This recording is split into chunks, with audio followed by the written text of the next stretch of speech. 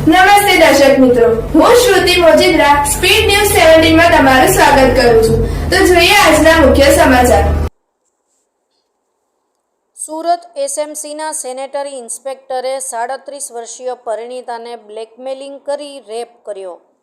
કતારગામ ઝોનમાં sanitary ઇન્સ્પેક્ટરે પરિણીતાને blackmailing કરી rape કર્યો, જે મામલે પરિણીતાએ સલાબતપુરા પોલીસમાં ફરિયાદ આપી.